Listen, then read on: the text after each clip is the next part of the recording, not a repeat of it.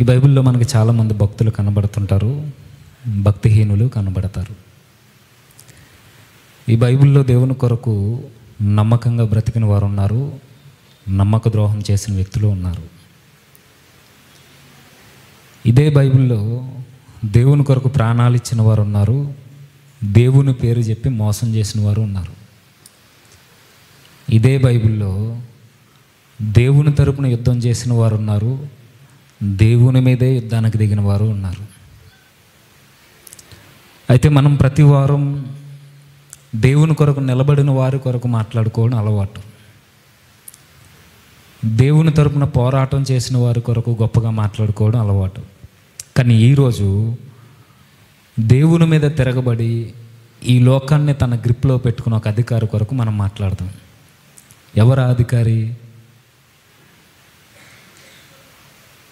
ఎవరు?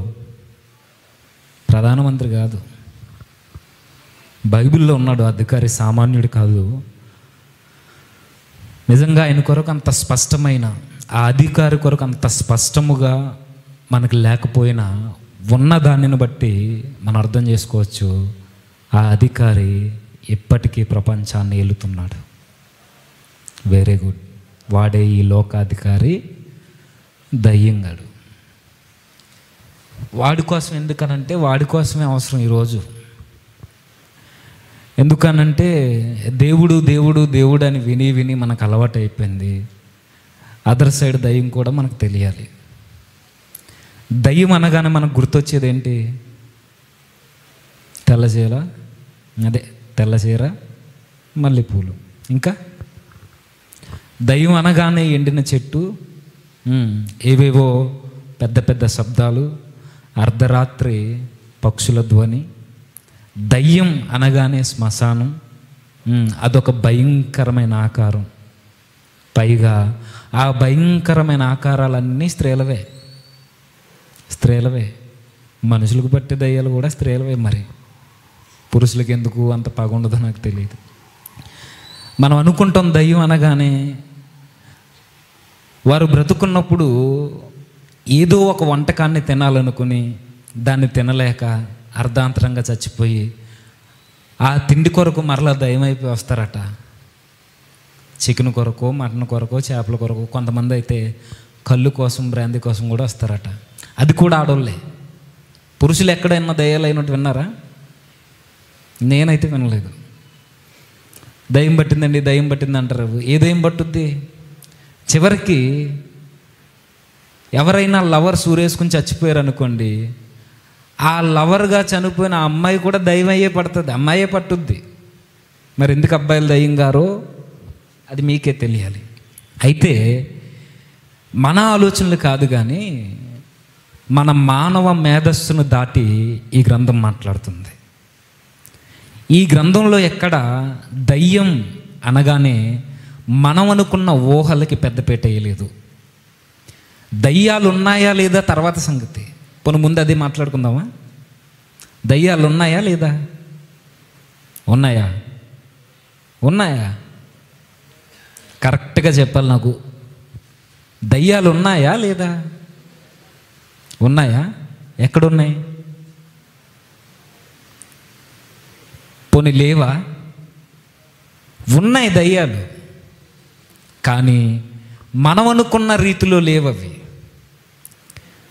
మనం అనుకున్నట్టు అవి కంటికి కనబడవు, దాన్ని మనం తాకలేము, కానీ దాని క్రియలను మాత్రం స్పష్టంగా మనం అబ్జర్వ్ చేయొచ్చు.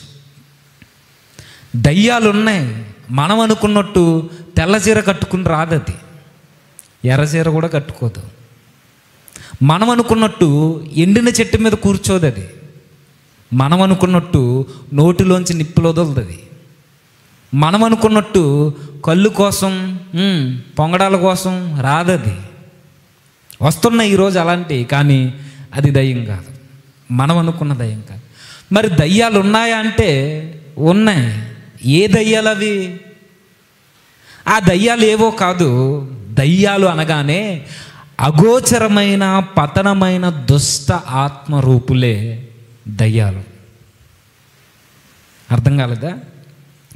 దయ్యాలు అనగానే పతనమైపోయిన దుష్టాత్మరూపులు. అవి భయంకరమైనవని 4 కొమ్ములు వేసుకుని తిరగదు, 4 చేతులతో రాదది. అది మానవ కంటికి కనబడదు, మనోనేత్రానికి తెలుస్తుంది దాని క్రియ ఏంటో. దాని క్రియలు మీరు అబ్జర్వ్ చేయండి. ఏ రోజు ఒకే పద్ధతిని దయ్యంగాడు అవలంబించలేదు. ఆది నుండి ప్రకటన గ్రంథం వరకు వాడి ఎత్తుగడలు మారాయి. మనిషిని ఎలా చిత్తు చేసి దేవుని ముందు భ్రష్టత్వంతో నిలబెట్టాలని వాడు ఎన్నో పద్ధతులను ఎన్నుకున్నాడు. అయితే మనం అనుకున్న ఊహలన్నీ పక్కన పెడితే దయ్యము, సాతాను, అపనింద పిశాచి, అపవిత్రాత్మ, దురాత్మ ఇవన్నీ మనకు కనబడతాయి కదా. ఇవన్నీ ఏవో కాదు, పతనమైపోయిన అగోచరమైన ఆత్మరూపులు. సాతానుగాడు దేవుని మీద తిరుగుబాటు చేసిన తర్వాత వాడిని వెంబడించి వచ్చిన ఆత్మలే దయ్యాలు. అయితే వీటి ఉనికి పాత నిబంధనలు మనకు పెద్దగా కనబడదు. ఫస్ట్ మనకు కనబడేది దయ్యాలు, శక్తులు లేదా ఈ సాతాను అని ఈ పదాలు మనకి లేవియా కాండం వరకు మనకు కనబడవు. కానీ లేవియా కాండానికి ముందే వాడి క్రియలు కనబడతాయి. ఎక్కడ కనబడుతున్నాయి? ఆదాము దగ్గర కనబడుతుంది. ప్రకటన గ్రంథం వరకు వెంబడించింది. వీడు ఇప్పటికీ అధికారం కలిగి ఉన్నాడు. ఎంత దారుణం అని అంటే వాడు కోరుకుంటాడు, ఇప్పటికీ పూజలు అందుకోవాలనుకుంటాడు, ఆరాధనకి అర్హుడిగా నిలబడాలనుకుంటాడు, మన చేత మొక్కుబళ్ళు కూడా తీర్చుకుంటాడు. బైబిల్ చెప్పింది ఇదంతా. మీకు ఈ దయ్యాల కొరకు ఫుల్ క్లారిటీ రావాలనుకోండి, ఇంచుమించుగా 2-3 నెలల క్రితమే అనుకుంటా, ఇంచుమించు 5-6 భాగాల వరకు చెప్పారు జేమ్స్ అన్నయ్య. ఆత్మల లోకానికి సంబంధించి ఈ దయ్యాల ఉనికికి, దేవదూతల ఉనికికి సంబంధించిన పార్ట్స్ అన్నీ చెప్పారు. వినండి, దయ్యాలు ఏంటో మీకు క్లారిటీ వచ్చేది. అయితే ఇప్పుడు నేను మాట్లాడేది దయ్యాలు ఉన్నాయా లేదా, అవి ఎలా ఉంటాయి, ఇవేమీ కాదు. వాడి అందరిలో మనం ఎలా బ్రతుకుతున్నామో కొద్ది నిమిషాలు ఆలోచన చేద్దాం.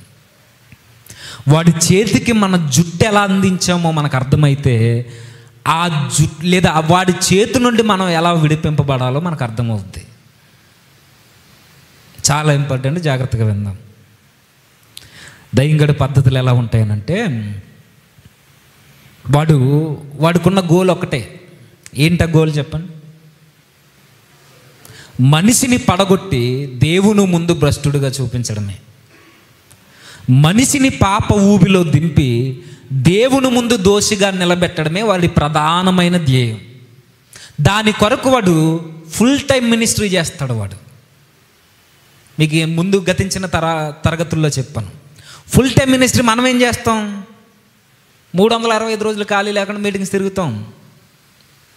అదే కాదు ఫుల్ టైం మినిస్ట్రీ అంటే.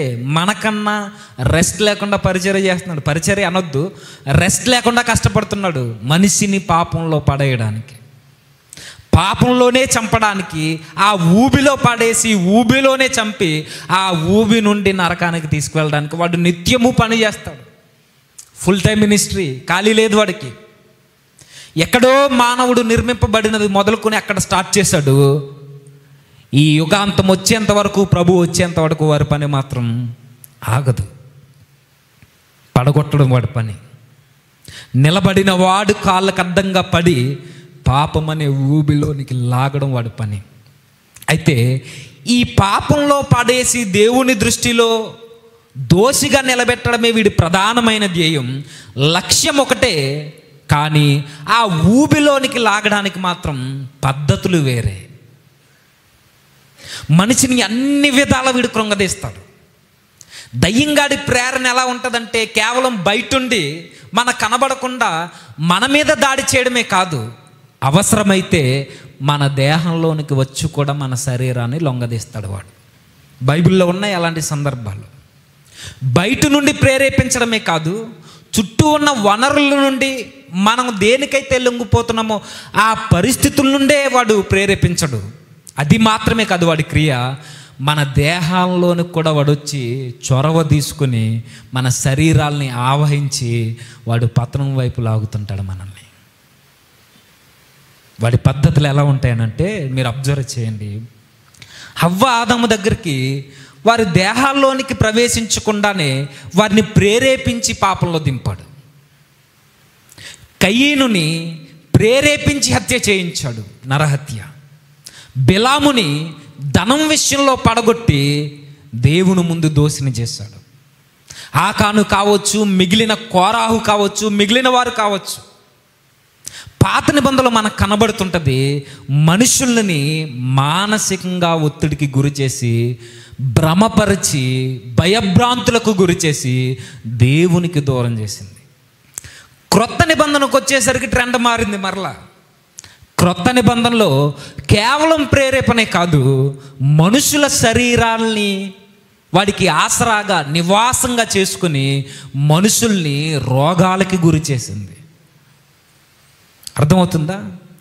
యోబు దగ్గర ఒకలా స్పందించింది. క్రొత్త నిబంధనకు వచ్చేసరికి మనుషులకు పట్టిన దయ్యాలు మనకు కనబడతాయి. వారి శరీరాల్ని నివాసంగా చేసుకుని, దేహంలో నివాసం ఏర్పరచుకుని వారికి ఎన్నో రోగాలను కలిగించింది. కుంటోల్ని చేసింది, మోగోల్ని చేసింది, గ్రుడ్డివారిని చేసింది. మరొక పద్ధతి, మానసికంగా నలగొట్టింది, భౌతికమైన దాడులు చేసింది, శరీరాన్ని గాయపరుచుకునేలా చేసింది. చివరికి మూర్ఛ రోగం వచ్చేటట్టు కూడా చేసింది. మనుషుల్ని పక్షవాతం వచ్చేటట్టు చేసింది, నొరగ కక్కుకునేలా చేసింది, కాళ్ళు చేతులు పడిపోయేలా చేసింది, తండ్రికి దూరం చేయాలని చేసింది. ఎన్నో పద్ధతులు ఉన్నాయి వాడికి. ఇప్పటికీ అదే పద్ధతులు అవలంబిస్తున్నాడు అంటే మనం కరెక్ట్గా చెప్పలేం, కానీ వాడు అవలంబిస్తాడు. అలా అని రోగం వచ్చిన వాళ్ళందరూ సాతానుగాడే వారి దేహాలని రోగంలోకి దింపడనుకోవద్దు సుమా. వాడు మనిషి మీద, ఒక్కొక్కరి మీద ఒక్కొక్క పద్ధతిని, దేవునికి ఒక్కొక్క వ్యక్తి మీద ఒక్కొక్క ఉద్దేశం, చిత్తం ఎలా అయితే ఉందో, సాతానుగాడు కూడా మనుషుల మీద ఒక్కొక్కరి మీద ఒక్కొక్క పద్ధతిని అవలంబిస్తాడు. కొంతమందిని మానసికంగా దెబ్బ కొడతాడు, కొంతమందిని ఆరోగ్యపరంగా దెబ్బ కొడతాడు, మరికొంతమందిని చూపు మీద దెబ్బ కొడతాడు, మరికొంతమందిని మూర్ఛ రోగంతో బాధ పెడతాడు, మరికొంతమందిని వారిని అన్ని విధాలా కృంగదీసి చావంచులకు తోడుకుని వెళ్తాడు. ఏది ఏమైనా వాడి ఆలోచన ఒకటే. ఇన్ని పద్ధతులు అవలంబించిన వాడి గోల్ ఏంటి చెప్పండి? వాడి బోటిలో ఎక్కించుకుని వాడితో పాటు తీసుకుపోవడం ఎక్కడికి? నరకానికి. వాడికి సిద్ధం చేయబడిన ఆ కటిక బిలములోనికి, ఆ భయంకరమైన వేదన పొందు స్థలంలోనికి వాడితో పాటు మనల్ని నెట్టుకుపోవడమే వాడికి ప్రధానమైన లక్ష్యం. ఎన్నో పద్ధతులు. అయితే ఈరోజు కూడా వాడు పడతాడంటే మనకు తెలుసు, విన్నాం, పడతాడు. కానీ ఈరోజు నీకు ఫిట్స్ రాకుండా చేయొచ్చు, కానీ మానసికంగా నిన్ను మూర్ఛ రోగం వచ్చినట్టు చేస్తుంది. ఈరోజు నిన్ను కుంటివాడుగానో గుడ్డివాడుగానో చేయకపోవచ్చు, కానీ నీ కన్నులకు మంద దృష్టి కలిగిస్తాడు, నీ నోటికి బూతులను నేర్పిస్తాడు, సరసోక్తులు నీ నోట నుండి పలికిస్తాడు. ఈరోజు భౌతికంగా దాడి చేయకపోవచ్చు, ఆరోగ్యం మీద దెబ్బ కొట్టకపోవచ్చు, కానీ మన మానసికంగా మన మనసు మీద దెబ్బ కొడతాడు. కృంగిపోయేలా ఆ కృంగుదలలోనికి, చేర్కర్లోనికి తోడుకుని పోతాడు, ఒంటరిని చేస్తాడు. అన్ని విధాల ఉచ్చి బిగిస్తాడు వాడు. నువ్వు దేనికి లొంగుతావో వాడికి తెలుసు. నువ్వు భౌతికమైన దాడులకు లొంగకపోతే మానసికంగా లొంగదీస్తాడు. మానసికంగా లొంగకపోతే నిన్ను ఆరోగ్యపరంగా కొడతాడు. ఏదో విధంగా నీకు సమస్యలను సృష్టించి శ్రమల గుండాల్లోనికి నిన్ను నెట్టేసి వాడు ఆనందపడుతూ నువ్వు కూడా నా బోటి వాడవే అని వాడు సంతోషపడుతూ మనలకి కన్నీరు మిగిల్చి వెళ్ళిపోతాడు వాడు.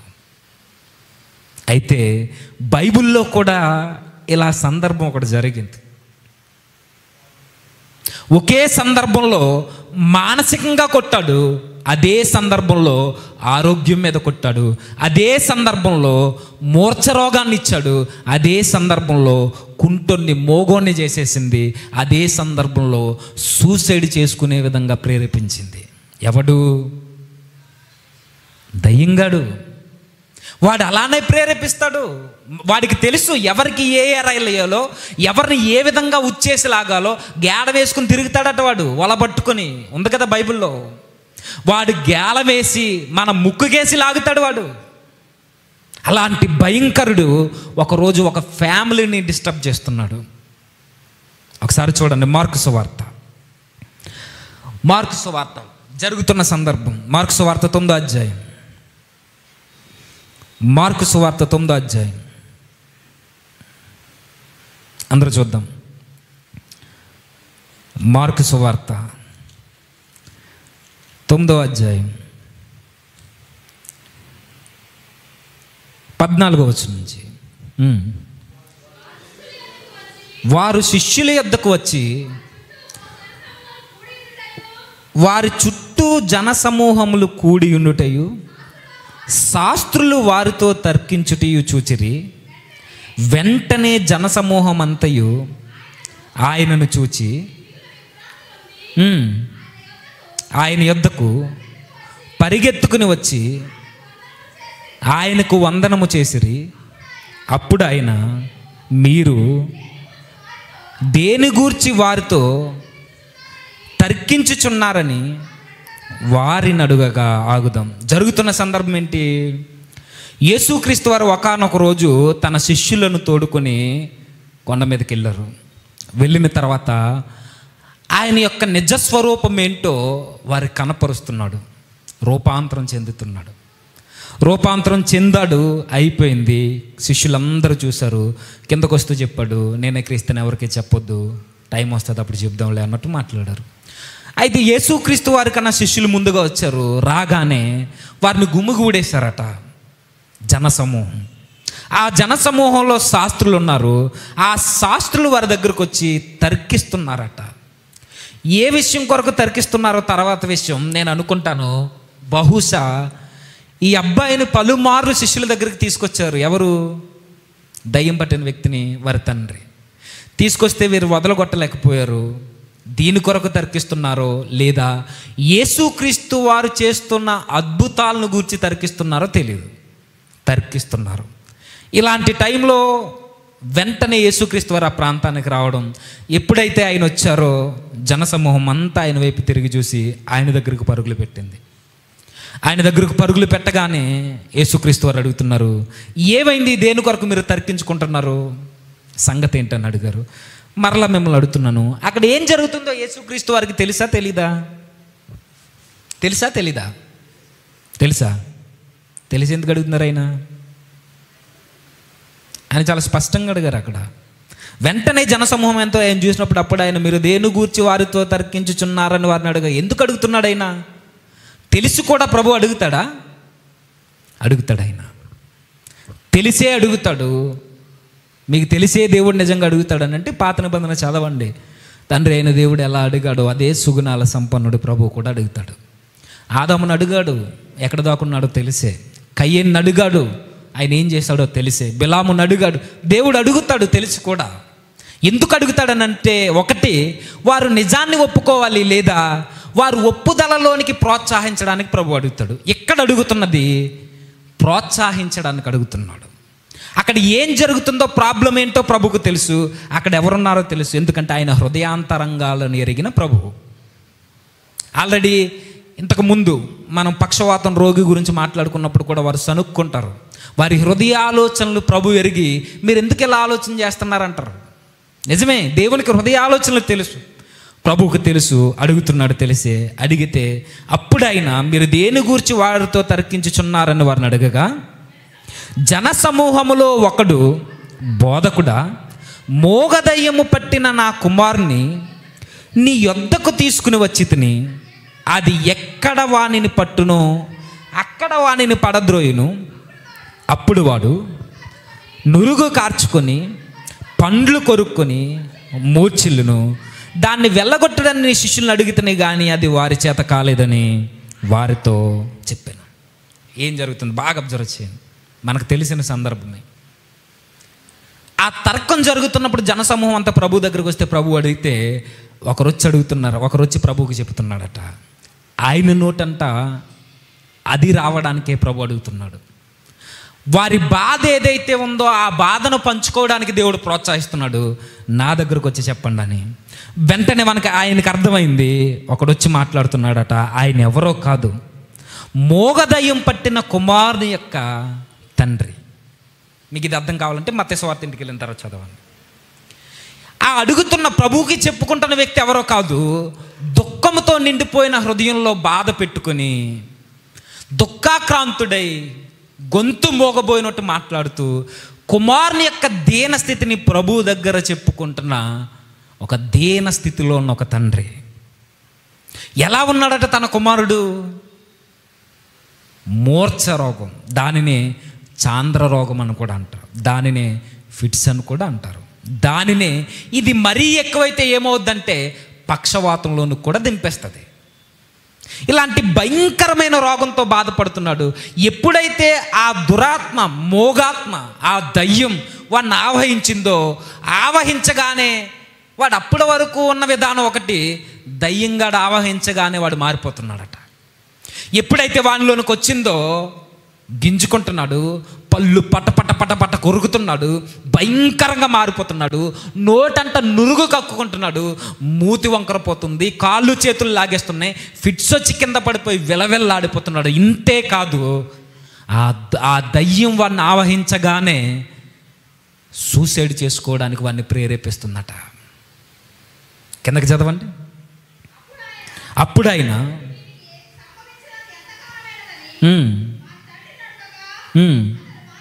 20 నుంచి వారు ఆయన ఎద్దుకు వారిని తీసుకుని వచ్చి దయ్యము ఆయన చూడగానే విలవిల్లాడించను గనక వాడు నేలపడి నురుగ కార్చుకుని పొరులాడుచుండెను. అప్పుడు యేసుక్రీస్తు వారు అడిగిన తర్వాత వా రోగం ఎలా ఉందంటే చెప్తున్నాడు 22వ వచనం, అది వాడిని నాశనము చేయవలెనని తరచుగా అగ్నిలోను నీళ్లలోను పడద్రోయను. మీకు బాగా అర్థం కావాలి, ఎప్పుడైతే దయ్యం పడుతుందో దయ్యంగాడి ఆలోచన ఏంటి అక్కడ ఉంది, అది వానిని నాశనం చేయాలని. ఎలా నాశనం చేయాలని? భౌతికంగా దాడి చేస్తుంది వాడి మీద, ఆ అబ్బాయి మీద, ఆరోగ్యపరంగా దెబ్బ కొట్టింది. నెక్స్ట్ అదే సందర్భంలో కనబడని బాధ, తండ్రి గుండె లోతుల్లో ఉండిపోయిన ఆవేదన. ఇప్పుడు తన కళ్ళ ముందే ఒక కుమారుడు ఎలాంటి వ్యాధితో బాధపడుతున్నాడంటే ఏ కన్న తండ్రి సంతోషంగా ఉండగలడు చెప్పండి? ఇప్పుడు మనకు పుట్టిన కుమారులే, మన బిడ్డలే, మన కళ్ళ ముందే ఇలాంటి దయ్యం పట్టగానే బిల్డింగ్ ఎక్కి దూకేస్తున్నాడు అనుకోండి, ఎలా ఉంటుంది చెప్పండి? దయ్యం వాడిని ఆవహించగానే ఏదో రైలు పట్టాల కింద తలబెట్టేస్తానని పరిగెడితే ఎలా ఉంటుంది చెప్పండి? ఆ తండ్రి ఆవేదన కూడా అలానే ఉంది. దుఃఖ స్వరంతో చెబుతున్నాడు ప్రభు దగ్గర ఇచ్చి, ప్రభువా నా కొడుకుని దయ్యం వేధిస్తుంది ఎన్నో ఏండ్ల నుండి. ఎంతకాలం నుండి వేధిస్తుంది? బాల్యము నుండి. కొడుకన్నది పేరుకు పుట్టాడు తప్ప పుట్టినవాడికి మాత్రం పుట్టాడన్న ఆనందపడే లోపే దయ్యంగాడు ఆ కుటుంబంలో కలతలు పుట్టించాడు. ఒక పక్క తండ్రి మానసికంగా నలిగిపోతున్నాడు, తండ్రికి లేదు రోగం, కుమారుడు భౌతికంగా దెబ్బతింటున్నాడు. ఈ కుమారుడికి పట్టిన ఈ దయ్యం కుటుంబం అంతటినీ కలిచేస్తుంది. మానసికంగా ఏ తండ్రి ఉండలేదు. నిజంగానే దయ్యం పట్టి ఎంత భయంకరమైన రోగంలోనే ఎలా ఉంటే సామాన్యంగా మన కొరకు ఆలోచించండి. మన గర్భాన పుట్టిన కొడుకులు ఏ పని పాట లేకుండా, కష్టం లేకుండా, కనీసం దేనికి సహకరించకుండా తాగుతూ తిరుగుతూ చెడ్డ పేరును తీసుకురావడానికి పెద్ద పీటలు ఎక్కారు అనుకుని ఎలా ఉంటుంది చెప్పండి? తండ్రి ఆవేదన ఎలా ఉంటుంది? ఇప్పుడు మన కొడుకే ఏ పని లేదు, తాగుతూ తిరుగుతూ దారంట పోయే స్త్రీలను అసభ్యంగా మాట్లాడుతూ, ఎక్కడ పడితే అక్కడ నిద్రపోతూ, ఆ రోడ్ల మీద దొర్లుతూ, గోళ్ళ మీద కూర్చుంటూ, మొబైల్కి బానిసలైపోయి, తాగుడికి బానిసలైపోయి, అన్ని విధాల వారి జీవితాన్ని నాశనం చేసుకుంటే తండ్రి యొక్క హృదయం ఎలా ఉంటుంది చెప్పండి? వర్ణించలేము. అది యవనస్తులు ఉన్నారు కాబట్టి ఒక మాట చెబుతున్నాం. మన తండ్రులకు ఆస్తులు ఇవ్వనవసరం లేదు, మన తండ్రులకి మనం ఏమీ సంపాదించి పెట్టనవసరం లేదు. కానీ వారికి ఆవేదన మిగిల్చే కొడుకులుగా మనం ఉంటే జాగ్రత్త పడాలి ఖచ్చితంగా. తండ్రి ప్రేమ వర్ణించలేనిదండి. తల్లి అయినా ఏడుస్తూ బయటపడుతుందేమో కానీ తండ్రి ఏ రోజు బయటపడ్డు. ఎంత బాధ ఉన్నా అలా దిగుమింగుకుంటూనే ఉంటాడు. పైకి నవ్వుతూ తిరుగుతాడు, పైకి బాగానే మాట్లాడతాడు, అందరికీ ధైర్యం చెప్తాడు, అన్ని విధాల కుటుంబాన్ని నిలబెడతాడు. కానీ ఆ తండ్రి గుండెల్లో ఉండే వేదన అంతా ఎంత కాదు, చెప్పుకోలేడు. ఎవరికి చెప్పుకుంటాడు చెప్పండి? భార్యకి చెప్పుకోగలడా? ఇంట్లో ఉన్న పెద్దలకి చెప్పగలడా? తన కుటుంబీకుల ముందు ఏడుస్తూ తనే కృంగిపోతే ఇక కుటుంబం ఏమైపోద్దేమోనని ఆ బాధను మింగుకుంటూనే రాత్రులు ఏడుస్తూ పడుకుంటారు. తెలుసా? కొడుకులుగా కూతురులుగా మనం ఉన్నామనంటే మన తండ్రులకి మన మంచి పేరు తేకపోయినా పర్వాలేదు, కనీసం వారు తలదించుకునే పనులు చేయకుండా ఉంటే చాలు. ఒకవేళ మన పరిస్థితులు అలా ఉంటే ఈ తండ్రిని చూడండి, ఎవరికి చెప్పుకోగలడు ఆ బాధ? దయ్యం రాగానే దూకేస్తున్నాడట నీళ్ళలో, పడగొడుతుంది వన్నలా, ప్రేరేపిస్తుంది, అగ్నిలో దూకుతున్నాడు, కానీ ఏదో విధంగా రక్షింపబడుతున్నాడు. కానీ మనశ్శాంతి లేదు, నెమ్మది లేదు, అన్ని విధాల కుటుంబం అంతా బ్లాక్ అయిపోయింది. దయ్యంగడి చేతుల్లో ఉంది ఆ కుటుంబం. ఒక్క కొడుకు జీవితం మీద కొడితే తండ్రి కదిలిపోతున్నాడు. ఆ రోజు ఎన్నో ఇబ్బందులు ఎదురయ్యాయి. అన్ని విధాల తండ్రి కళ్ళ ముందే నొరగ కక్కుకుంటూ చావంచులకు వెళ్ళిపోతున్నాడు కొడుకు. ఎంత బాధ ఉంటుందండి. కరోనా టైంలో కూతురు భార్య ఉండగానే తండ్రి ఆక్సిజన్ అంతగా గిలగిల కొట్టుకుంటూ చచ్చిపోయాడు. వీడియో చూసారు లేదో? ఆ రోజు కూతురు ఎంత ఆవేదన చెంది ఉంటుంది చెప్పండి. పట్టుకోలేదు, దగ్గరికి వెళ్ళలేదు, ఏమీ చేయలేదు, ఏడుస్తూ అలానే కూర్చుంది. కొట్టుకుని చచ్చిపోయాడు. తండ్రి చచ్చిపోతే కూతురికి ఎంత బాధ ఉంటే రివర్స్. ఇప్పుడు తండ్రి ఆ పొజిషన్లో ఉండి కూతురు కొట్టుకుని చచ్చిపోతే ఎలా ఉంటుంది చెప్పండి? బ్రతకగలడా తండ్రి? భౌతికమైన మరణం తనకు లేదేమో, కానీ అన్ని విధాల ఈ తండ్రి మాత్రం చచ్చిపోయాడు. తన కళ్ళ ముందే కొడుకు ఆరోగ్యం కుదేలైపోయింది. బాల్యం నుండి సంతోషం లేదు, అన్ని విధాల దయ్యం ఆ కుటుంబాన్ని వెంబడిస్తుంది, ముంచేసింది నిలువెల్ల శ్రమల్లో.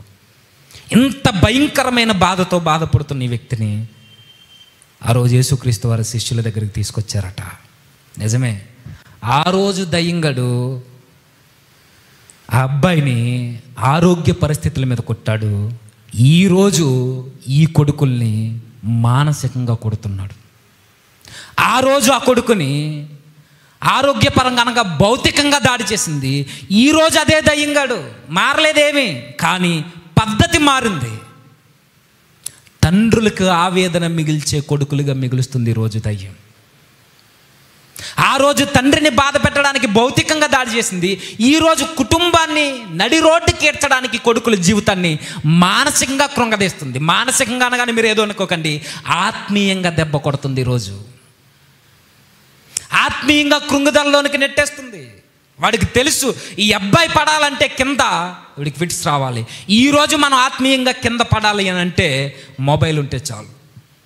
అంతే, ఈరోజు టెక్నాలజీ ద్వారా కొట్టింది మనల్ని మొబైల్తో.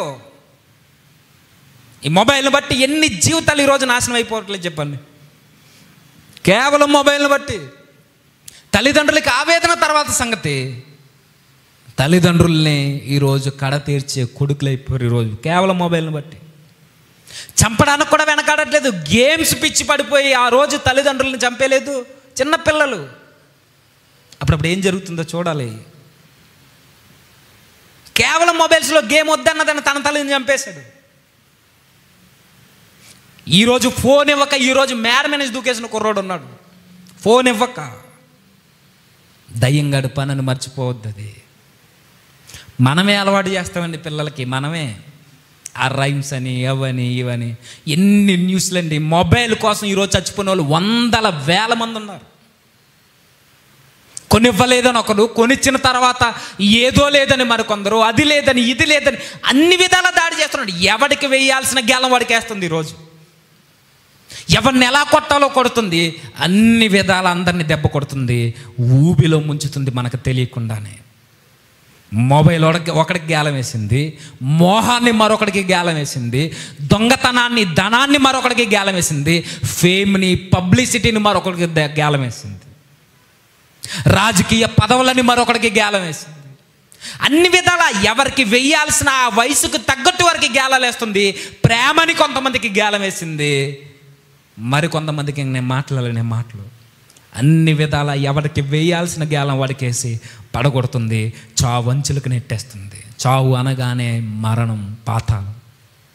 నెట్టుకుంటూనే పోతుంది. ఈ మానవాళిని తన అధికారంలో, తన గుప్పెట్లో పెట్టుకుని ఈరోజు అందరికీ గేలాలేసి లాక్కుండిపోతుంది. ఆ రోజు 2000 సంవత్సరాల క్రితం భౌతికంగా దాడి చేసి వాడిని పాతాళం అంచుల వరకు తీసుకువెళ్ళిపోతుంది. ఆ రోజు తండ్రికి వేదన, కుటుంబానికి బాధ, కొడుకుకి ఆరోగ్యం లేదు, అన్ని విధాలా నలిగిపోయాడు. ఇలాంటి టైంలో శిష్యుల దగ్గరికి తీసుకొచ్చాడట. తీసుకొస్తే శిష్యులు ఆ దయ్యాన్ని వదలగొట్టలేకపోయారు. ఎందుకు వదలగొట్టలేకపోయారు?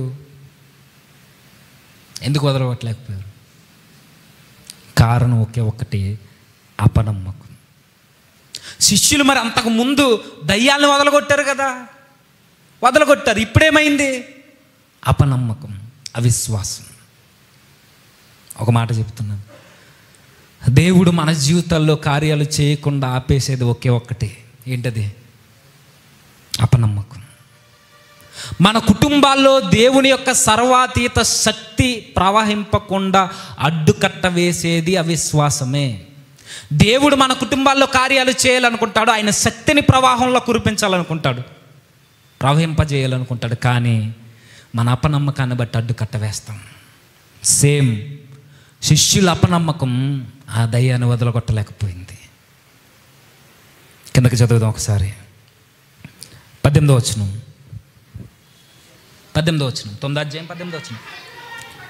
అది ఎక్కడ వాణిని పట్టునో అక్కడ వాణిని పడద్రోయును. అప్పుడు వాడు నురుగ కార్చుకొని, పండ్లు కొరుక్కొని, మూర్ఛిలను ఊహించుకోండి ఎలా ఉందో పరిస్థితి. దాన్ని వెళ్ళగొట్టుడని నీ శిష్యులను అడిగితిని, కానీ అది వారి చేత కాలేదని ఆయనతో చెప్పాను. అందుకు ఆయన, విశ్వాసము లేని తరము వారులారా, నేను ఎంతకాలం మీతో ఉందును, ఎంతవరకు మిమ్మును సహింతును, వానిని నా యొద్దకు తీసుకుని రండని వారితో చెప్పగా, ఎప్పుడైతే ఈ దయ్యాన్ని శిష్యులు వదలగొట్టలేకపోయారో వెంటనే ఇటు శిష్యుల్ని గద్దిస్తున్నాడు, ఆ సమాజంలో నా తరాన్ని కూడా చెబుతున్నాడు. భ్రష్టమైన తరం ఏదైనా ఉంది అంటే ఇశ్రాయేలీల్లో ఒకటి మనకు కనబడుతుంటుంది, యెహోషువ మరణించిన తర్వాత మరలా మనకు కనబడుతుంటుంది, మలాకీ గ్రంథం ముగిసిపోయిన తర్వాత తరం మరలా మనకి కంటిన్యూషన్లో కనబడుతుంది, యేసుక్రీస్తు వారు ఈ భూమి మీద గడిపిన తరం. అది ఎంత విశ్వాసం అంటే అది భ్రష్టత్వంతో నిండిపోయింది. తరమంతా భ్రష్టత్వంతో నిండిపోతే ప్రభు అన్నాడు, విశ్వాసము లేని తరము వారలారా, మీకు విశ్వాసం లేదు కాబట్టే క్రియలు జరగట్లేదు. ఇటు శిష్యులకి చెబుతున్నాడు, గద్దిస్తున్నాడు, నేను ఎంతకాలం ఉంటాను మీతో, మీరు ఆల్రెడీ వదలగొట్టడానికి శక్తినిచ్చాను కదా పరిశుద్ధాత్మని, ఎందుకు వదలగొట్టలేకపోయారు? అవిశ్వాసాన్ని కనుపరుస్తున్నారా? వీరికి చెబుతూనే అక్కడ ఉన్న తరం వారందరితో మాట్లాడుతున్నాడు, మీరందరూ అవిశ్వాసానికి కుమారులు, మీరందరూ అధికారికంగా నిమగ్నం అయిపోయి వాడి అధికారానికి మీరు లోబడిపోయి ఉన్నారు. అవిశ్వాసులైన తరము వారలారా, నేను ఎంతకాలం మీతో ఉందును, ఎంతవరకు, ఎందాక మిమ్మల్ని సహించాలి. ఎంత మాట ప్రభు అంటున్నాడు, మీకు అర్థం కావట్లేదేమో. ప్రభు నోట ఎంతకాలం అనే మాట వస్తుందంటే ఆయన ఎంత బాధకి గురై ఉంటాడు చెప్పండి అక్కడ ఉన్న జన సమూహాన్ని చూసి. ఎంతకాలం సహించాలి? ఆ రోజు ఆ తరాన్నే కాదు, ఈరోజు మనల్ని అడుగుతున్నాడు ప్రభు. ఈ అవిశ్వాసంతో కొట్టిమిట్టాడుతున్న మనల్ని ఎంతకాలం ప్రభు సహించాలి? పాపం అనే ఊబిలోంచి బయటకు రావడానికి కూడా ఇష్టపడని మనల్ని ఎంతకాలం ప్రభు సహించాలి? ఎందాక నేను సహించాలి మిమ్మల్ని అడుగుతున్నాడు. పోనీ ఈరోజే మనల్ని అడుగుతున్నాడేమో, ఎంతకాలం ప్రభు మనల్ని సహించాలి? ఎంతకాలం? సంవత్సరమా? 5 సంవత్సరాల? 10, 20, 30, 50, 70? ఎంతకాలం దేవుడు మనల్ని సహిస్తే మనం పరిపూర్ణులుగా మారుతాం, విశ్వాసులుగా మారుతాం? ఎంతకాలం సహించాలి? సమాధానం ఉందా? లేదు. పాపం అంటే మనకి ప్రీతి, పాపం అంటే మనకి తీపి, పాపం అంటే మనకి బహు ఇష్టం. నిజమే, పాపం చేస్తున్నప్పుడు చాలా హ్యాపీగా ఉంటుంది మనకి. కానీ ప్రభు పాపాన్ని ఎంత అసహించుకుంటాడో తెలుసా? పేతురు గారు మనలానే మాట్లాడే వ్యక్తి, మొరటోడు. పౌలు గారిలా సాఫ్ట్గా రాయడైనా, మనలానే రాస్తాడైనా. ఏమన్నాడు? పాపం పదే చేసేవారిని జంతువులతో పోల్చాడైనా. అసహ్యమైన ఇశ్రాయేలీలకి హేయమైన జంతువులు ఏంటి చెప్పండి? కుక్కలు, పందులు. ఇశ్రాయేలీకి హేయమైనవి కుక్కలు కానీ పందులు కానీ. మనమే తెగ ముద్దాడేస్తాం వాటిని.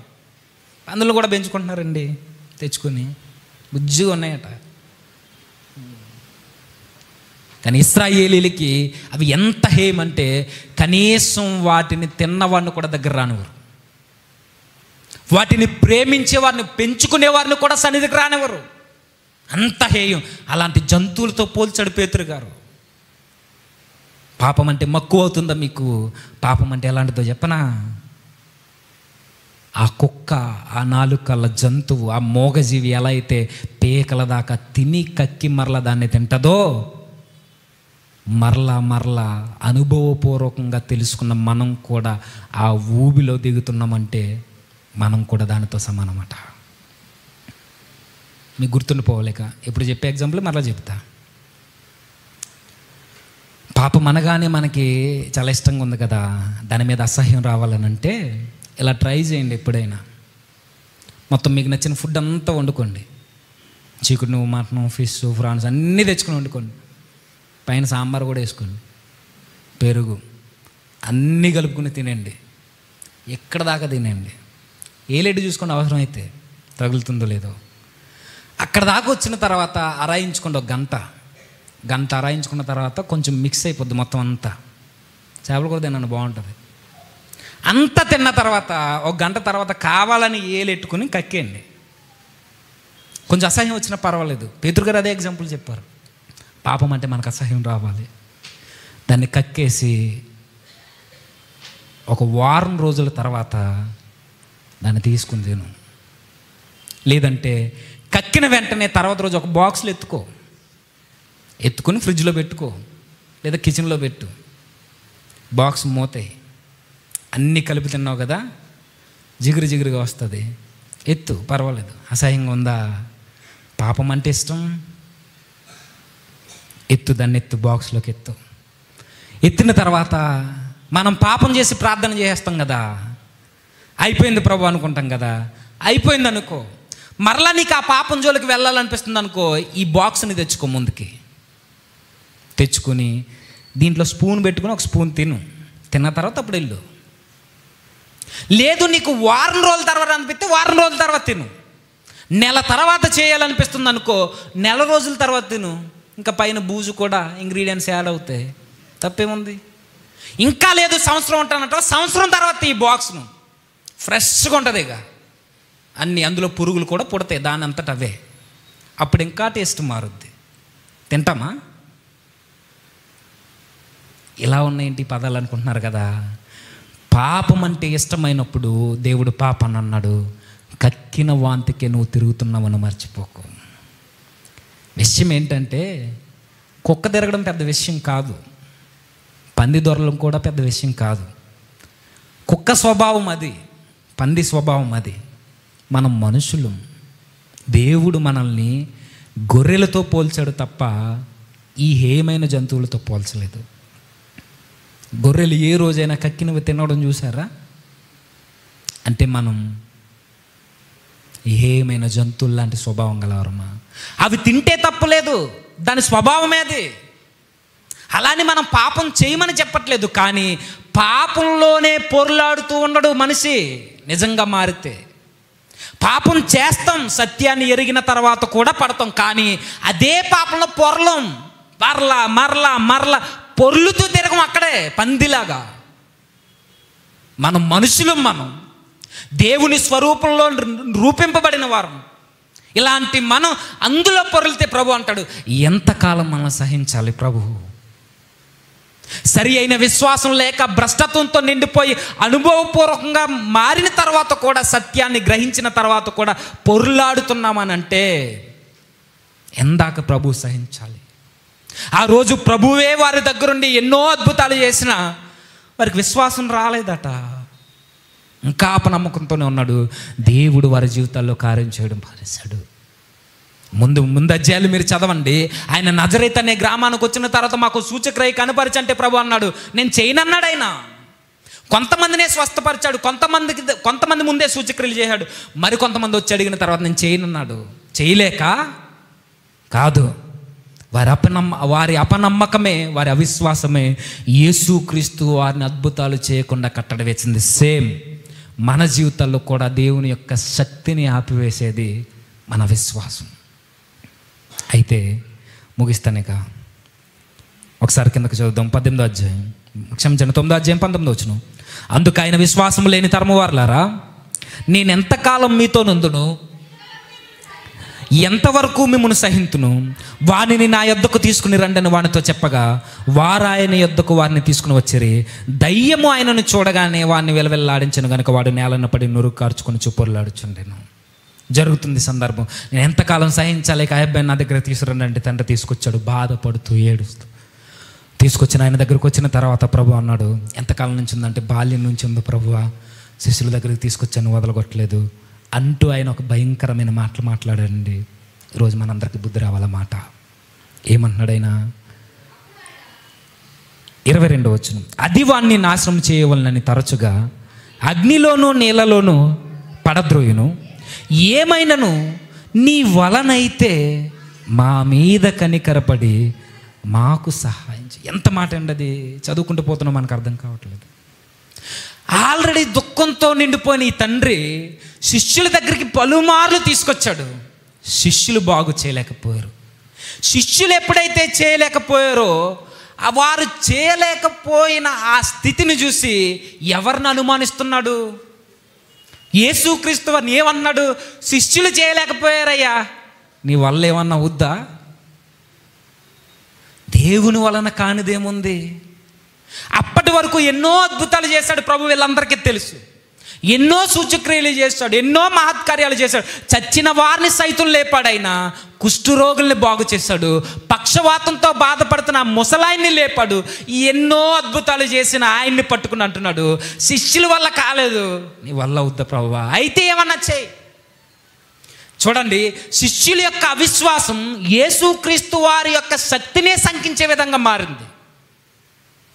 నిజముగా ఈ రోజుకి అలానే ఉంటుంది.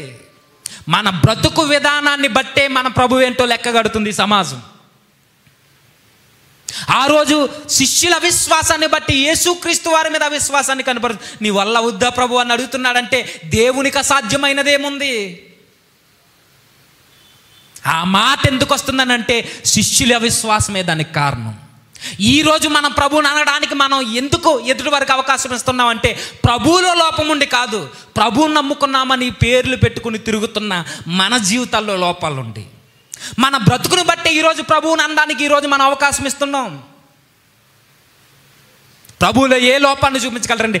ఆ రోజు నుంచి ఈ రోజు వరకు ఆయన ఈ తప్పుందని ఎవరు చూపించలేకపోయారు. మహాత్ములు కూడా అన్నారు, క్రీస్తుని నమ్ముకోవడం మంచిదే, కానీ క్రీస్తుని నమ్మినంత విధంగా ఈ క్రైస్తవులను చూస్తుంటే ఆయన దగ్గరికి మాకు వెళ్ళాలనిపించట్లేదు అంటున్నారు. అంటే మన బ్రతుకు విధానాన్ని బట్టే మన దేవుని లెక్క కడతారు. జాగ్రత్త. నీ మాట తీరును బట్టే నీ దేవుడు ఎలాంటోడా అని అంచనా వేస్తారు. నీ కార్యాలని బట్టే, నీ క్రియలను బట్టే మన దేవుని లెక్క కడతారు.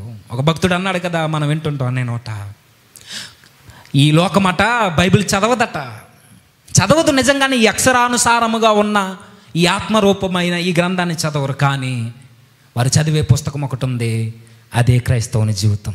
అది అందరూ చదువుతారు. నీ జీవితాన్ని చదువుతారు, నా జీవితాన్ని చదువుతారు, మనందరి జీవితాన్ని చదువుతారు. ఈ జీవితాన్ని చదివే ప్రభు ఏంటో వాళ్ళు అంచనాకు వస్తారు. ఇప్పుడు మన బతుకులు తిరగ లేకపోతే ఆ దూషణ, ఆ అవమానం ఎక్కడికి వెళ్తుంది? మనం నమ్ముకున్న ప్రభు దగ్గరికి సేఫ్. వీరి అవిశ్వాసం ప్రభువును కూడా చిన్న చూపు చూసేలా చేసింది. మరలా చెబుతున్నాను, మన వల్ల ప్రభువుకు మహిమ రానవసరం లేదు. మన వల్ల ఆయనకి చెడ్డ పేరు రాకుంటుంటే చాలు. మన క్రియలను బట్టి అవిశ్వాసులు మార్పు చెందడం తర్వాత సంగతి, అనుజనులు మహిమపరచడం తర్వాత సంగతి. కనీసం మనల్ని బట్టి మన ప్రభువును దూషించకుండా ఉంటే చాలు. ఇలా అయినా బ్రతకాలి మనం. మనల్ని బట్టి ఎవరు సంఘాన్ని వేలెత్తి చూపించకూడదు, మనల్ని బట్టి కుటుంబాన్ని వేలెత్తి చూపించకూడదు, మనల్ని బట్టి ముఖ్యంగా ప్రభువుని ఎవరు వేలెత్తి చూపించకూడదు. నిజ దేవుని ఆరాధికులని చెప్పుకుని ఇశ్రాయేలీలు దేవుని నామాన్ని మహిమపరచలేకపోయారు. ఈరోజు నిజ దేవుని క్రైస్తవ బిడ్డలమని చెప్పుకుంటూ ఈరోజు మన బ్రతుకులను బట్టి మన క్రీస్తుకే అపనిందలు వేసేలా మన బ్రతుకులు మారిపోతున్నాయి. వద్దట.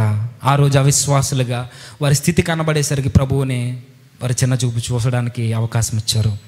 అలా జరుగుతున్నప్పుడు ప్రభు అంటున్నాడు, అందుకు యేసు పైనుంచి చదువుదాం, అది వాణ్ణి నాశనము చేయవలనని తరచుగా అగ్నిలోను నీళ్ళలోనూ పడద్రోయును.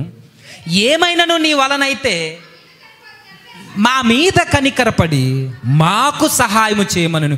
ఎప్పుడైతే మాకు సహాయం చేయమని కోరుతున్నారో, కోరగానే యేసుక్రీస్తు వారు అన్నారు, నా వల్ల వద్దని మీరు అడగడం ఏంటి? నా వల్ల వద్దు నాకు తెలుసు, అవుద్దో లేదో నాకు తెలుసు, అవుద్దో లేదో మీకు తెలుసు. మీకు ఈ అవిశ్వాసం రావడానికి కారణం శిష్యులు. ఇప్పుడు నేను చెబుతున్నాను, శిష్యులు చూస్తే మీకు అవిశ్వాసం రావచ్చు, జనాంగాన్ని చూస్తే మీరు ప్రభువుని స్థిరంగా నమ్మలేకపోవచ్చు. మీరు వారిని చూడడం కాదు, తండ్రితోనే డైరెక్ట్ మాట్లాడుతున్నాడు ప్రభు.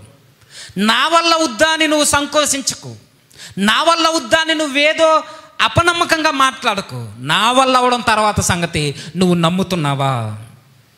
వారు ఇలా చేశారు, వీరు ఇలా చేశారు, వారి బ్రతుకుని చూసి వీరి బ్రతుకుని చూసి నన్ను లెక్క కట్టడం కాదు. ఎవరిని చూడకు, నన్నే చూడు. నీ కొరకు ప్రాణం పెట్టేది నేను ఈరోజు విశ్వాసులకి చెప్తున్నాను, ఈరోజు అన్యజనులకి చెప్తున్నాను. ఈరోజు వ్యక్తులను బట్టి ఎవరైనా విశ్వాసంలో స్థిరపడాలనుకుంటే వారితోనే డైరెక్ట్గా చెప్తున్నాను. వ్యక్తులను బట్టి మన పునాదిని కట్టుకుంటే మన పునాదిలో స్టాండింగ్ ఉండదు, స్థిరత్వం ఉండదు. అది ఎవరిని బట్టి కట్టొద్దు. ఎందుకంటే మన కొరకు ప్రాణం పెట్టింది మన బోధకులు కాదు. అన్న పెట్టలేదు, నేను పెట్టలేదు, ఎవరు పెట్టలేదు. మనకి నిత్య జీవం ఇచ్చేది, జీవ కిరీటాన్ని ఇచ్చేది, మనకి పరదేశం అనుగ్రహించి పరలోకంలో కూర్చోబెట్టేది మన బోధకులు కాదు. వారిని గౌరవిద్దాం, సన్మానిద్దాం, అంతేకాని వారిని బట్టి పునాది కట్టుకున్నావా, అవిశ్వాస లాంటి జీవితం నీలోనికి వస్తుంది. ప్రభు అంటున్నాడు, శిష్యుల్ని చూడకు, పరిసయ్యులను చూడకు, శాస్త్రులను చూడకు. నీకు శక్తినిచ్చేది, నీ కుమారుని నిలబెట్టేది నేను. నా వైపు చూడు. ప్రభువును చూస్తేనే విశ్వాసాలు స్థిరంగా ఉంటాయి. ప్రభు అనే పునాది మీద కట్టబడితేనే సంఘాలు నిలబడతాయి. క్రీస్తు అనే బండ మీద మన జీవితాలు నిలబెడితేనే ప్రతి శ్రమకి, కష్టానికి, బాధకి కదిలిపోకుండా, ఊగిపోకుండా స్థిరంగా నిలబడతాయి. నువ్వు నా వైపు చూడు. నా వల్ల వద్దా కాదు, నమ్మడం నీ వల్ల వద్దా? ఎంత డైరెక్ట్గా అడిగారండి ఆయన. అందుకు యేసుక్రీస్తు వారు, నమ్ముట నీ వల్ల అయితే, నీ వల్ల వద్దా? నా వల్ల అవుతుందో లేదో నీకు అనవసరం, ముందు నీ వల్ల వద్దా నమ్మడం. నీ వల్ల అయితే చెప్పు, అద్భుతం చేసేది నేను. కిందకి చదువుదాం. అందుకు యేసు, నమ్ముట నీ వలనైతే నమ్మువానికి సమస్తము సాధ్యమేనని అతనితో చెప్పాను. వెంటనే ఆ చిన్నవాని తండ్రి, నమ్ముచున్నాను, కానీ నాకు అపనమ్మకం ఉండకుండా సహాయము చేయమని బిగ్గరగా చెప్పాను. యేసుక్రీస్తు వారు అడుగుతున్నారు, నమ్ముతున్నావా అంటే, నమ్ముతున్నాను ప్రభువా, నమ్ముతున్నాను. కానీ నాలో ఒక లోటు ఉండిపోయింది. నమ్మాలని ఉంది, కానీ పరిపూర్ణంగా నమ్మలేకపోతున్నా.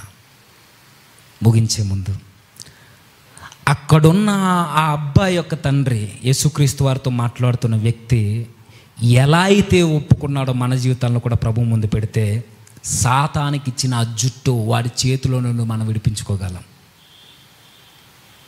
ఏం జరుగుతుంది? యేసుక్రీస్తు వారు ఎప్పుడైతే నమ్ముతున్నావా అంటే, నమ్ముతున్నానయ్యా, సేమ్ మళ్ళా అని చెప్పాడు. యేసుక్రీస్తు వారు నమ్ముతున్నాం కదా, నమ్ముతున్నాం. అయితే ఆయనలో ఉన్న యథార్థత ఈరోజు మనలో లేదు. ఆయనలో ఉన్న ఒప్పుకోలు ఈరోజు మనలో లేదు.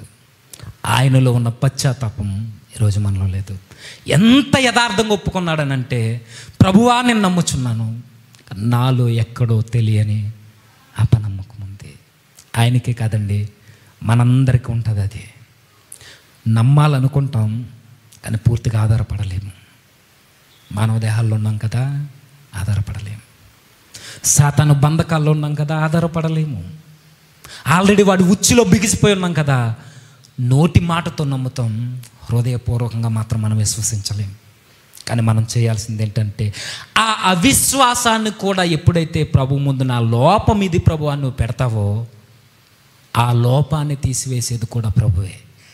ఆ వ్యక్తికి అర్థమైంది ఏమని, నాకు నమ్మకం ఉంది, కానీ నాలో అపనమ్మకం ఉంది ప్రభువా, దాన్ని తీసివేయాలంటే అది నా వల్ల కాదు. దాన్ని తీసివేయాలన్నా సరే మార్గం నువ్వే. నాలో అపనమ్మకం లేకుండా నాకు సహాయం చేయి. వెంటనే ఆ చిన్నవాణి తండ్రి, నమ్ముచున్నాను, నాకు అపనమ్మకం ఉండకుండా సహాయము చేయమని బిగ్గరగా చెప్పాడు. బిగ్గరగా కేకే చెప్తున్నాడు, నేను నమ్ముతున్నాను ప్రభువా, నాకు నమ్మాలనే ఉంది, నా కొడుకు జీవితం బాగుపడుతుందని నేను నమ్ముతున్నాను. కానీ ఎక్కడో చిన్న లోపం ఉంది, నాలో అపనమ్మకం దోబూచులాడుతుంది. స్థిరముగా నమ్మలేకపోతున్నాను, బలముగా నిలబడలేకపోతున్నాను. కానీ నా మనసు చెబుతుంది నిలబడమని, అదే మనసు నాలో అపనమ్మకాన్ని పుట్టిస్తుంది. మనలానే. కానీ ఆ వ్యక్తికి మనకు ఉన్న తేడా, మనం ఒప్పుకోము ప్రభు దగ్గర. ఆ వ్యక్తి యథార్థంగా ఒప్పుకున్నాడు, నాలో అపనమ్మకం ఉంది, దాన్ని తీసివేసేది కూడా నువ్వే, నాకు తెలుసు, సహాయం చేయి. మనం కూడా చేయాల్సింది ఒకటే. ఆల్రెడీ దయ్యంగాడు మనకి వేయాల్సిన ఉచ్చులన్నీ వేశాడు. వాటన్నిటి నుండి విడుదల పొందాలని మనకు ఆశ ఉంది, ఎందుకంటే మారిన బిడ్డలం కదా. కానీ ఆ ఉచ్చుల్లో నుండి మనల్ని మనం విడిపించుకోగలమని అంటే అవ్వదు, ఎందుకంటే స్థిరమైన విశ్వాసం లేదు కదా. ఆయన శక్తి మన జీవితంలో పనిచేసే విధంగా ద్వారాలు తెరవట్లేదు కాబట్టి అది కూడా దేవుని ముందు పెట్టాలి. నీ బలము దేవుని ముందు పెట్టాలి, నీ బలహీనత దేవుని ముందు పెట్టాలి. దాన్ని సరిచేయవాడు నువ్వే అని నమ్మాలి. అలా నమ్మినప్పుడు దేవుడు జీవితంలో కలుగజేసుకుంటాడు. ఆ రోజు ఆ వ్యక్తి అన్నాడు, బిగ్గరగా కేకేసి చెబుతున్నాడు, నమ్ముచున్నాను కానీ నాలో అపనమ్మకం ఉంది, నాలో బలము ఉంది, బలహీనత ఉంది. ఈ బలహీనతను సరిచేసి బలముగా మార్చేది నువ్వే, నీ ముందు ఒప్పుకుంటున్నాను. మనము ఒప్పుకుంటాం కానీ ఈ వ్యక్తిలా మనం ఒప్పుకోలేం. ఈ వ్యక్తికి మనకి ఉన్న వ్యత్యాసం ఏంటంటే, ఈయన దేవుని ముందు బిగ్గరగా అరిచి చెప్పడమే కాదు, ఆయన ఏడుస్తూ చెబుతాడు. ఆయన ఫుట్ నోట్ ఉందా? ఎక్కడ నాకు అపనమ్మకం ఉండకుండా సహాయము చేయమని 2 ఉందా? ఫుట్ నోట్ అంటే తెలుసా?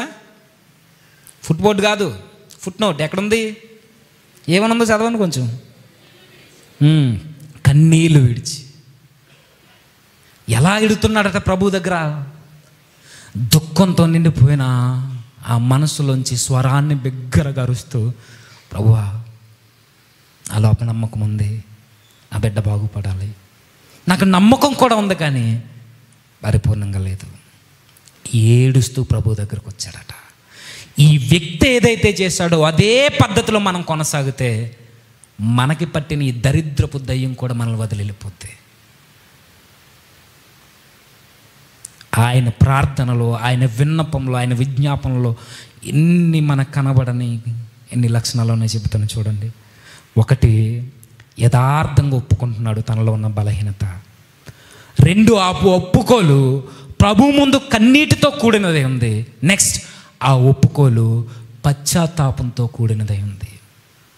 యథార్థమైన హృదయంతో కన్నీటితో ప్రభు దగ్గర పశ్చాత్తాప పడితే ఆ రోజు దయ్యం వీడిపోయిందా లేదా? కిందకి చదువుదాం ఒకసారి.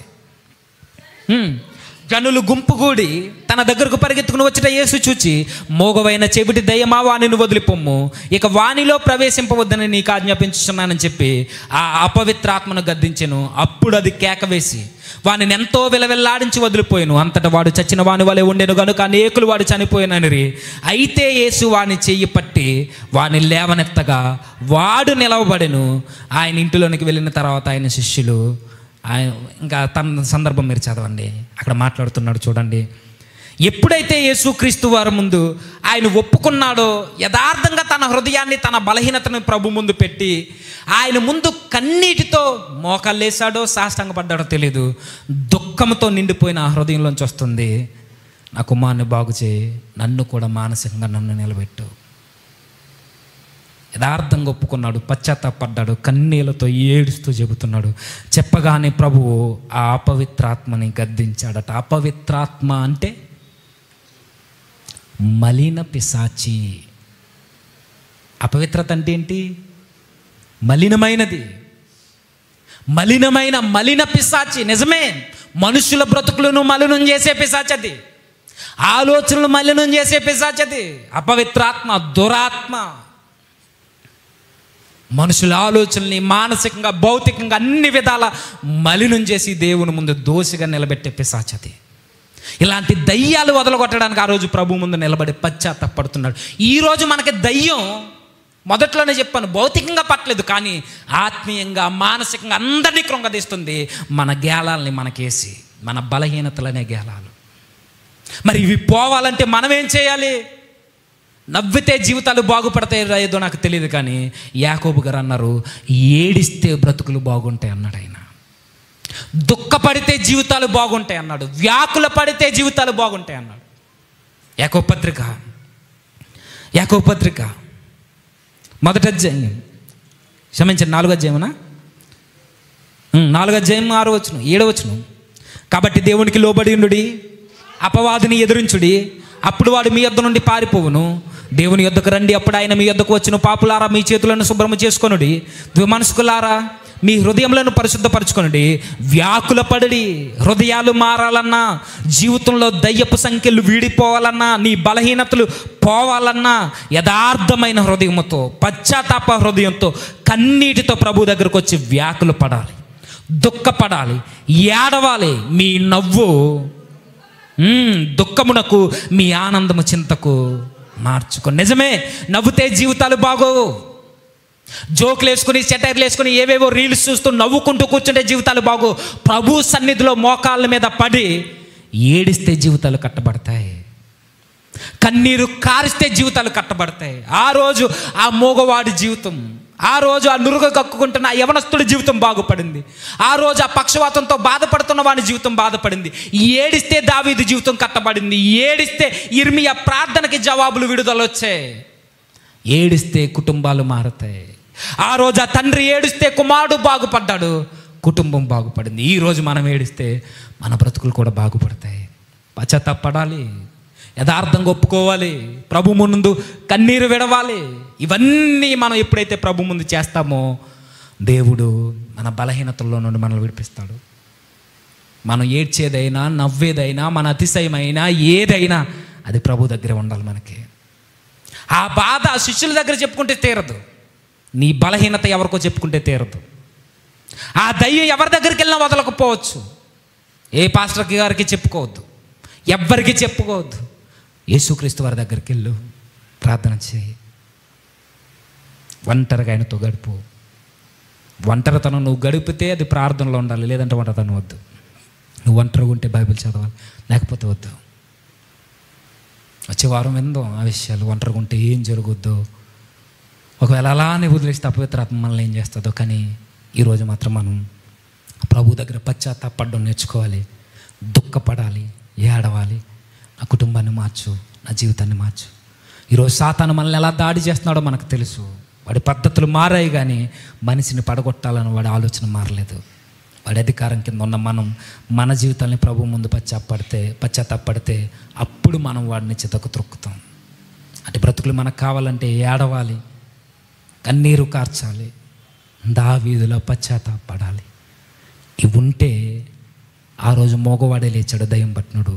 ఈరోజు మనం కూడా లేస్తాం. అదే దేవుడు పట్టుకున్నాడు, మన జీవితంలో కార్యం చేస్తాడు. నమ్మాలి. విశ్వాసం అనే తలుపులు తెరవండి. దేవుడు తన శక్తిని మన జీవితాల్లో ప్రవహించడానికి ఆయన సిద్ధంగా ఉన్నాడు. ఆయన కార్యాలు చేస్తాడు. తల వంచండి, ప్రార్థన చేద్దాం.